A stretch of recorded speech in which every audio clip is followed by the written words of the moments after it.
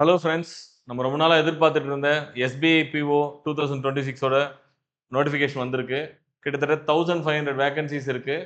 21 வயசுலேருந்து 30 வயசு வரைக்கும் இருக்கிற எல்லா ஸ்டூடண்ட்ஸுமே எழுதலாம். ப்ளஸ் ஓபிசிக்கு 3 இயர்ஸ், எஸ்சி/எஸ்டிக்கு 5 இயர்ஸ்.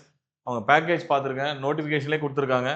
48,480 இருந்து 85,920 வரைக்கும் சேலரி லிமிட் குடுத்துருக்காங்க. அதாவது ஸ்பெசிஃபிக்கா இது வந்து பேசிக் பே தான். பட் ஆக்சுவலா மொத்த எமெல்மென்ட்ஸ் அப்படின்றது ஒரு மும்பையில இருக்கிற ஒரு பேங்கிங் எஸ்பிஐ மேனேஜர் வந்து 21.97 லேக்ஸ் பெர் இயர் வாங்குவாருன்னு போட்டிருக்காங்க. அப்ப சென்னைனா 15 லேக்ஸ் கிட்டத்தட்ட வரும். ஸோ அப்போ மோர் தேன் 1 லேக் வந்து நமக்கு சம்பளம் வருதுன்னு சொல்லியிருக்காங்க. ஸோ ஒரு எனி டிகிரி எந்த டிகிரி படிச்சவங்களும் இந்த எக்ஸாம் எழுதலாம். ஸோ இந்த வெப்சைட்ல போனீங்கன்னா இந்த நோட்டிஃபிகேஷன் அப்ளை பண்ணலாம் நீங்க. ஓகே. ஸோ ஃபர்ஸ்ட் ரவுண்டு பார்த்தீங்கன்னா, நமக்கு வந்து 3 ரவுண்டு. ஸோ ஃபர்ஸ்ட் ரவுண்ட் வந்து பார்த்தீங்கன்னா, ஆன்லைன் எக்ஸாம் பிரிலிம்ஸு. இது வந்து குவாலிஃபையிங் பேப்பர். அதாவது நமக்கு வந்து இங்கிலீஷ்ல 40 கொஸ்டின் கேட்பாங்க. குவான்டிடேட்டிவ் ஆப்டிட்யூட் 30 கொஸ்டின் கேட்பாங்க. ரீசனிங் எபிலிட்டில 30 கொஸ்டின் கேட்பாங்க. மொத்தம் 100 கொஸ்டின்ஸு. 1 ஹவர் தான் எக்ஸாமு. இதுல எடுக்கிற மார்க் வந்து நமக்கு ஃபைனல் லிஸ்ட்க்கு தேவைப்படாது. குவாலிஃபையிங் மட்டும் தான். ஸோ 1500 பேர் தேவைன்னா 15,000 பேர ஷார்ட் லிஸ்ட் பண்ணுவாங்க இந்த ரவுண்ட்ல இருந்து. சரியா? அடுத்தது மெயின்ஸ் எக்ஸாம் வந்து பார்த்தீங்கன்னா, 2 விதமா நடக்கும். ஒண்ணு அப்ஜெக்டிவ், இன்னொன்னு டிஸ்கிரிப்டிவ். ஃபர்ஸ்ட் அப்ஜெக்டிவ் பத்தி சொல்லிர்றேன். அப்ஜெக்டிவ்ல வந்து பார்த்தீங்கன்னா, இங்கிலீஷ்ல 40 கொஸ்டின், ரீசனிங்ல 40 கொஸ்டின், டேட்டா அனாலிசிஸ்ல 30 கொஸ்டின், அப்புறம் பேங்கிங் அவேர்னஸ்ல 60 கொஸ்டின். இதுல இங்கிலீஷ்க்கு வந்து பார்த்தீங்கன்னா, ஒரு கொஸ்டினுக்கு 1 நிமிஷம். கரெக்ட்டா? 40 நிமிஷம் டைம். ஆனா 1/2 மார்க் தான். அதே மாரி ரீசனிங்க்கு வந்து ஒரு கொஸ்டினுக்கு 1 1/2 மார்க்கு ஆக்சுவலா. அதே மாரி டேட்டா அனாலிசிஸ்க்கு ஒரு கொஸ்டினுக்கு 2 மார்க் இருக்கு. ஏன்னா டேட்டா இன்டர்பிரேஷன் கொஞ்சம் டஃப்பா இருக்குன்றதால, ஜெனரல் அவேர்னஸ் ஒரு 1 மார்க். 1 மினிட். சரியா? 170 கொஸ்டின்ஸ் 200 மார்க்ஸ்க்கு நம்ம எக்ஸாம் எழுதுறோம். பிளஸ் அது இல்லாம டிஸ்கிரிப்டிவ் டெஸ்ட்ல பார்த்தீங்கன்னா, உங்களுக்கு வந்து 3 கொஸ்டின் குடுப்பாங்க.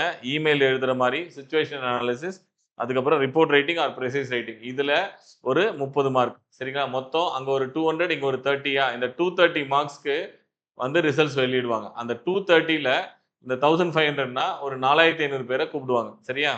அதுக்கப்புறம் 3வது ரவுண்டு இன்டர்வியூ. இந்த இன்டர்வியூல உங்களுக்கு வந்து சைக்கோமெட்ரிக் டெஸ்ட் இருக்கும், குரூப் எக்சர்சைஸ் இருக்கும், அப்புறம் பெர்சனல் இன்டர்வியூ இருக்கும். இது 3மே இருக்கும். குரூப் எக்சர்சைஸ்னா, குரூப் டாஸ்க் எப்படி நீங்க பண்றீங்க அப்படின்னு சொல்லிட்டு. ஸோ இதுக்குமே நம்ம ட்ரெய்னிங் தர்றோம். ஸோ இது வந்து பார்த்தீங்கன்னா, ஒரு 30 மார்க்கு மொத்தம் 50 மார்க்குக்கு எக்ஸாம் எழுதுறீங்க. ஸோ இந்த 50 25 மார்க்கா கன்சிடர் பண்ணுவாங்க. அந்த 230 75 மார்க்குக்கு கன்சாலிடேட் பண்ணி 100 மார்க்ஸ்க்கு நீங்க எவ்வளோ எடுக்குறீங்க அப்படின்னு பார்ப்பாங்க.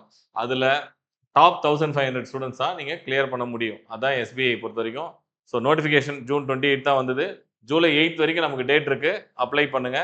ஸோ பார்த்தீங்கன்னா, பிரிலிமினரி எக்ஸாம் ஆகஸ்ட்ல எதிர்பார்க்கலாம். ஸோ ஆல்மோஸ்ட் நமக்கு ஒரு 45 நாள் டைம் இருக்கு. செப்டம்பர்ல மெயின்ஸ் எக்ஸாம் வரும். ஸோ பிரிலிம்ஸ்க்கான ஃபர்ஸ்ட் பிரிப்பரேஷன முடிச்சுட்டு, அப்புறம் மெயின்ஸ்க்கான பிரிப்பரேஷன் பண்ணலாம். அதுக்கப்புறம் இன்டர்வியூக்கு அக்டோபர், நவம்பர்ல நடக்கும். சரிங்களா? ஸோ ரொம்ப இம்பார்ட்டன்ட். ஸோ ஜிஎல்எஸ் அகாடமி வந்து பார்த்தீங்கன்னா, இப்ப நீங்க எஸ்பிஐக்கு இந்த இந்த முறை பிஓ எழுதுனீங்கன்னா தான் ஒரு கிளாரிட்டி கிடைக்கும். நம்ம எங்க இருக்கோம்னு தெரியும். ஸோ அதனால நாங்க ஒரு 75 டேஸ் பிளான் மாரி ஒரு பிளான் வச்சிருக்கோம். பட் இது வந்து ரெகுலர் ஷெட்யூல். எங்களோடது வந்து வீக் டே பேட்ச், வீக்கெண்ட் பேட்ச்ன்னு ஒண்ணு இருக்கு.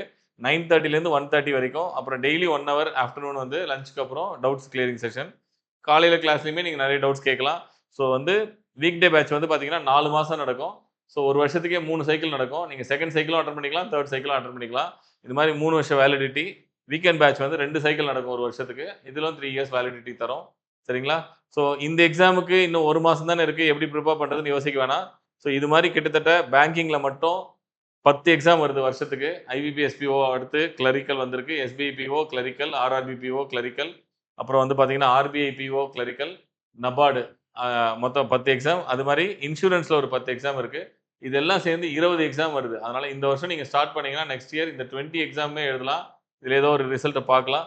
ஸோ சென்ட்ரல் கவர்ன்மென்ட்ல இந்த காமன் சிலபஸ் ஓரியன்டட் எக்ஸாம்ஸ் மட்டும் எஸ்எஸ்சி, பேங்கிங், ரயில்வேல 2,00,000 வேலை வாய்ப்பு இருக்கு. சரிங்களா? ஸோ அதனால கவர்ன்மென்ட்ல ஜாப்ஸ் இருக்கு. 2025ல இவ்வளோ வேலை இருந்தது. 2026லயும் இவ்வளோ வேலை வாய்ப்பு இருக்கு. ஸோ அப்ப 27லயும் இருக்க போது. அதனால படிச்சீங்கன்னா கண்டிப்பா வேலை வாங்கிடலாம். சரியா? So any any doubts or any clarifications இதுல வீடியோல நம்பர் இருக்கும். கால் பண்ணுங்க. பேசலாம். நன்றி.